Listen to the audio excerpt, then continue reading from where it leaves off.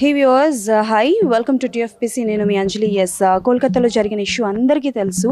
So ప్రపంచం అంతా తెలిసినా సరే ఎవరో ఒకరు రెస్పాండ్ అవ్వకుండా ఉంటారా, ఎవరో ఒకరు స్టెప్ తీసుకోకుండా ఉంటారా అని అనిపించింది. అండ్ అలానే మన తెలుగు ఫిలిం ఇండస్ట్రీలో సుప్రియా అక్క వాజ్ దేర్, ఒక ఆర్ట్ డైరెక్టర్ అనమాట. సో ఆవిడ ఎంత బిజీ షెడ్యూల్లో ఉండేటప్పటికీ కూడా లేదు, నేను దీని గురించి మాట్లాడాలి, దీని గురించి తెలుగు ఫిలిం ఇండస్ట్రీ ఏం చేయగలుగుతుందో చూద్దాము అని ఒక స్టెప్ తీసుకున్నారు. So right now with me.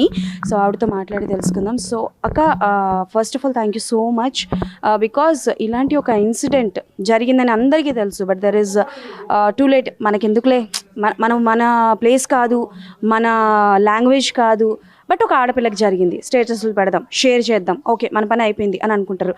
But మీరు స్టెప్ తీసుకొని ఒక అడుగు ముందుకు తీసుకొని ఇది ప్లాన్ చేయడం గల రీజన్ ఏంటి చెప్పి తెలుసుకోవచ్చా? పెయిన్, జెండర్ బయాస్, ఉమెన్కి జరిగింది, మ్యాన్కి జరిగింది, వీటన్నిటికీ అతీతంగా ఒక నొప్పి.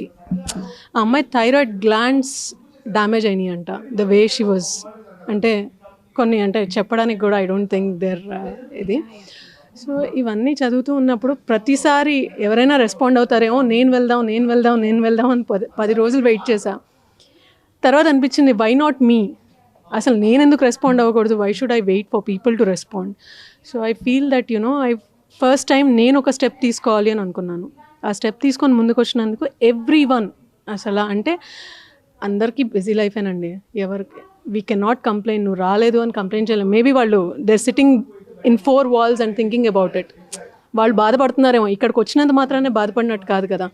But at least all the people who turned out, వాళ్ళకున్న టైంలోంచి వాళ్ళంత టైం స్పెండ్ చేసి ఛాంబర్లో కానివ్వండి, కౌన్సిల్లో కానివ్వండి, అసోసియేషన్స్లో కానివ్వండి, ఎవరి హెడేక్స్ వాళ్ళకు ఉన్నాయి, in spite of all of it they all came forward. అసలు ఇంత సక్సెస్ఫుల్ అవుతుంది అని నేను అసలు అనుకోలేదు event. I thank every one who ever supported me in the event. And I don't even think I should call this an event. It is supposed to be a solidarity walk wherein everyone came in peace. And వాళ్ళలో ఉన్న బాధ ఎంత అంటే ప్రతి ఒక్కళ్ళు మాట్లాడేటప్పుడు కళ్ళలోంచి నీళ్ళు వస్తున్నాయి.